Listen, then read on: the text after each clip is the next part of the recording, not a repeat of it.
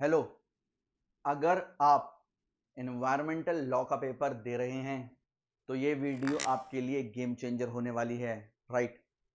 मैं आपको बताने वाला हूं वो मोस्ट इंपॉर्टेंट क्वेश्चंस जहां से 70% पेपर आने के हाईएस्ट चांसेस हैं। चाहे पोल्यूशन एक्ट हो, फॉरेस्ट एक्ट हो या कोई लैंडमार्क प्रिंसिपल हो, इस वीडियो के बाद प्रिपरेशन हो जाएगी एग्जाम फोकस्ड। और याद रखिएगा, क्या पोल्यूशन हो या फॉरेस्ट एक्ट, मार्क्स मिलेंगे अब फुल एग्जैक्ट। तो वीडियो को एंड तक जरूर देखना, क्योंकि यहां सिर्फ पढ़ाई नहीं, फुल मार्क्स की स्ट्रेटजी मिलेगी। So let's start with the video.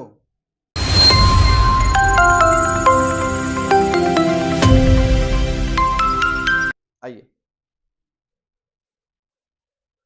तो ये तो सिलेबस है अगर आप देखेंगे एनवायरमेंटल लॉ का, जिसके अंदर 4 यूनिट आपकी दी हुई हैं। इसमें ध्यान रखिएगा, मैंने इसमें एनालिसिस लिख करा है कि इन 4 में से कौन सी जो यूनिट है वो सबसे ज्यादा क्या है, इंपॉर्टेंट है। ठीक है, ध्यान रखिएगा।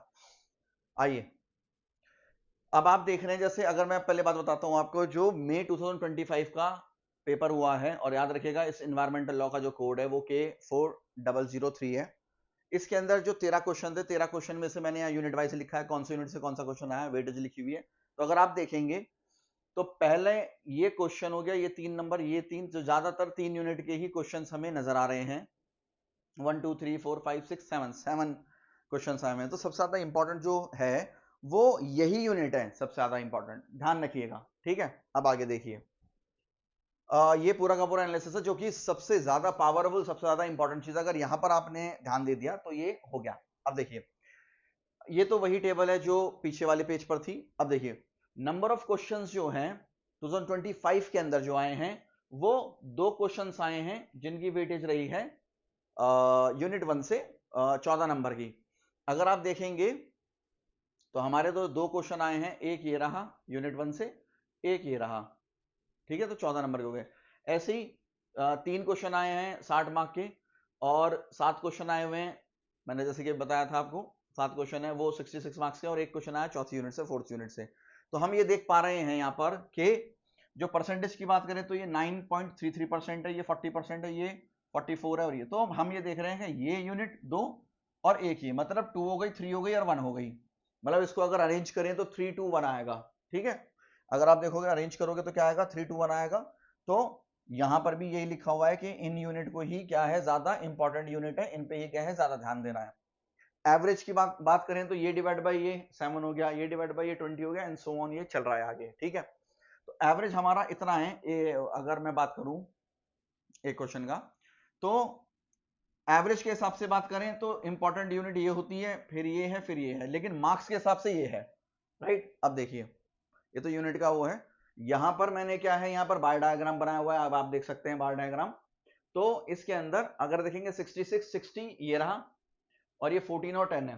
इसके अलावा ये क्या है, this is a pie chart, ये परसेंटेज की फॉर्म में हो गया। ये नंबर ऑफ क्वेश्चंस हो गए आपके।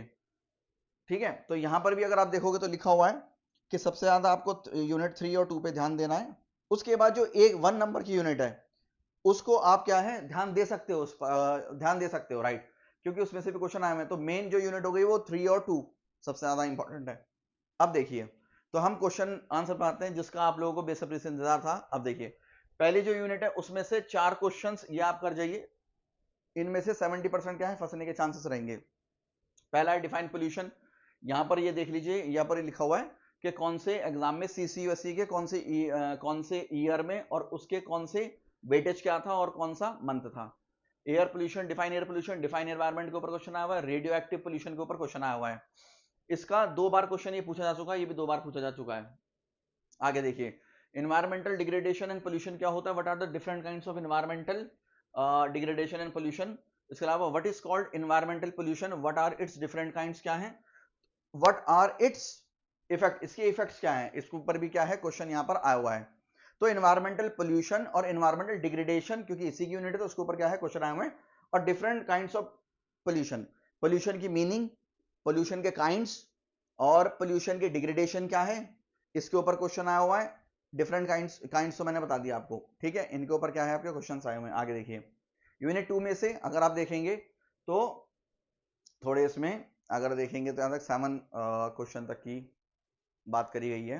तो पहला आया हुआ है what is the purpose of the constitution of an area of an national park. ये क्वेश्चन 2-3 बार क्या है रिपीट हुआ है, तो ज्यादा इंपॉर्टेंट है। इसके बाद जो PIL होती है, public interest litigation related to the environmental case law के साथ आया हुआ है।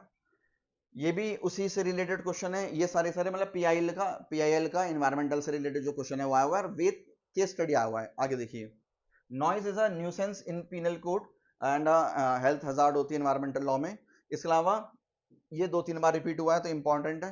इसके अलावा देखिए, scope the examine the scope of the section 133 of the CRPC, ठीक है, code of crime criminal procedure है, as a tool for combating environmental pollution. मतलब जो हमारा ये CRPC इसके अंदर क्या इसके बारे में लिखा हुआ है ना, इसमें भी आया हुआ है CRPC का क्वेश्चन इसके बारे में। इसके अलावा इस protection of environment fundamental right होता है कि नहीं होता, explain with the help of the relevant provision and cases. Discuss the provisions under the constitutions relating to the protection of environment. इसके ऊपर क्वेश्चन आया हुआ है।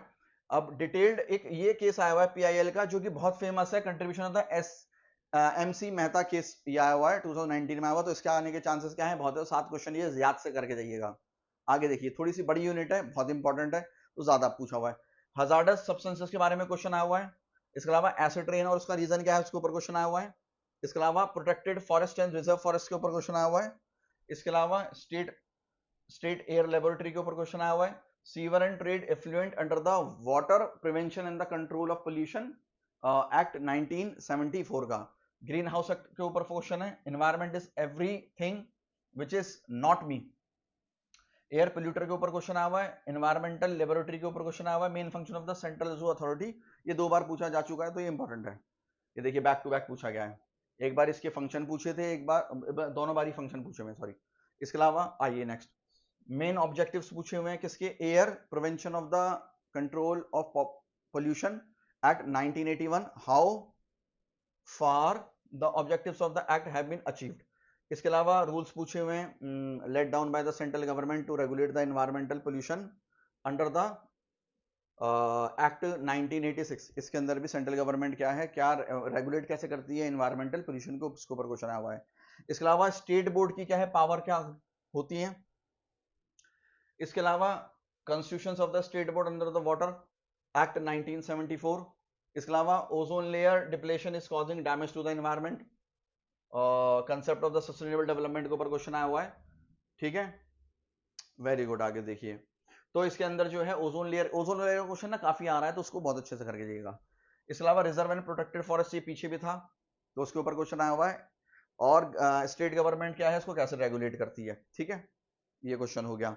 इसके अलावा ये एक ही तरह के क्वेश्चन आए हुए हैं, तो मैंने यहाँ पर लिखे हुए हैं, आप देख सकते हैं, स्क्रीनशॉट ले सकते हैं। आगे देखिए, discuss the provisions regarding the constitution powers and functions of the state board under the air pollution act, कौन सा हो गया, 1981 का, इसके ऊपर क्वेश्चन आया हुआ है, आप स्क्रीनशॉट ले सकते हैं, ठीक है। आगे देखिए, what are the conditions on the use of the certain industrial plants in air pollution control area under the section 21 subsection 5, important है, उसके ऊपर क्वेश्चन आया हुआ है। फंक्शंस एंड पावर क्या है सेंट्रल एंड स्टेट उसकी पोल्यूशन कंट्रोल बोर्ड की। और डिस्क्वालिफिकेशन क्या होती है पर्सन को to be the member of the board constituted under the water act 1974, इसके डिस्क्वालिफिकेशन के ऊपर क्वेश्चन आया हुआ है। Discuss the provisions regarding the constitution of the state board for prevention and control of the air pollution, ठीक है। What are the provisions related to the prohibition of on use of the stream or well for disposal polluting matter के ऊपर आया हुआ है। What is the production of the specified plant, ये 2017 में question आया हुआ है, उसके बाद नहीं आया, तो थोड़ा इंपॉर्टेंट बन जाता है, क्योंकि बहुत टाइम से क्या है, टच ही नहीं करा है। आगे आइए, अब ये लास्ट यूनिट हमारी होती है, mention the main international treaties on environmental protection, what measures have been adopted to comply with them in India, ठीक है। एक तो treaties के ऊपर क्वेश्चन आया हुआ है 2024 में। इसके अलावा सस्टेनेबल डेवलपमेंट एंड एनवायरमेंट की, कार्बन ट्रेडिंग क्या होती है, पोल्यूटर पे प्रिंसिपल क्या, पब्लिक ट्रस्ट डॉक्ट्राइन क्या है, करंट एनवायरमेंट डॉक्ट्राइन क्या है, इसके ऊपर आया हुआ है। एक जो इंपॉर्टेंट है, क्योंकि यूनिट का नाम भी देखेंगे तो नेशनल ग्रीन ट्रिब्यूनल के नाम पर है, तो उसका क्वेश्चन आया हुआ है यहाँ पर कि कैसे कंस्टिट्यूट होता है, इसकी पावर एंड फंक्शन क्या है। Decided case law very important है, उसको लिखना है। कंसेप्ट पूछा हुआ है सस्टेनेबल डेवलपमेंट का, what role has the Indian Supreme Court played in making it applicable in India. तो करीबन अगर आप देखेंगे तो ये 28 क्वेश्चन करीबन आपके बैठते हैं, जो क्या है आप करके रखेंगे। ठीक है, हमारे साथ ऐसी बने रहिए, आगे हम ऐसी वीडियोस लाते रहेंगे। चैनल को सब्सक्राइब करिए, वीडियो को लाइक करिए। Thank you so much.